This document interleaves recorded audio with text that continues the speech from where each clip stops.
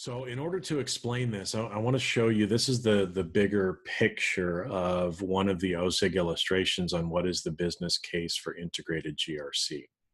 And I'm going to use this, and I'm going to make part of this bigger so that we can go through and actually talk about the process of how you're going to try to gain commitment in your organization for doing integrated GRC. And what you'll see is, again, those couple of items that I talked about before from influence, you'll see them in here. There's some others as well. And like I said, in future webcasts, we'll talk a little bit more about that. But wanted to spend some time just kind of walking through this and sharing some stories or examples with you of how you might do this in certain organizations. Now, what you have to do from this is take what I'm saying and try to analogize that to your organization.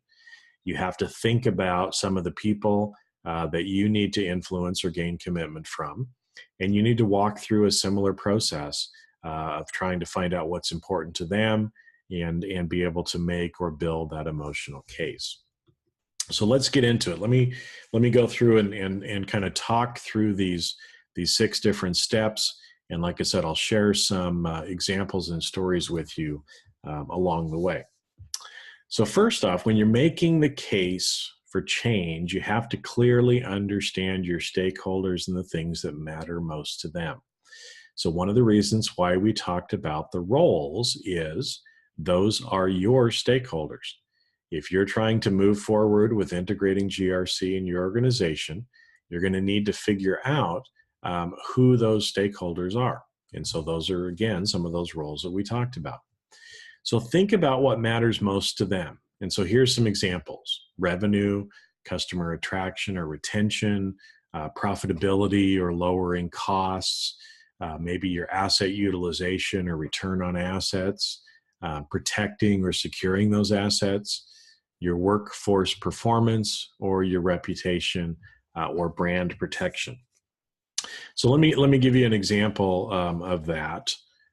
So one of the companies that I worked with, their CEO, every time that the CEO got up and talked, he used some of the same words. Or if someone would come to him with an investment proposal, or they wanted to do something to change the business, his first question was, how does this improve the customer experience?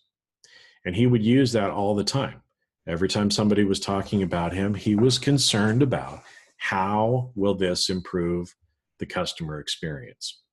So if you're in that organization and you're trying to influence or gain commitment from the CEO, what do you think matters most to that person? So in this instance, it was, how does this improve the customer experience?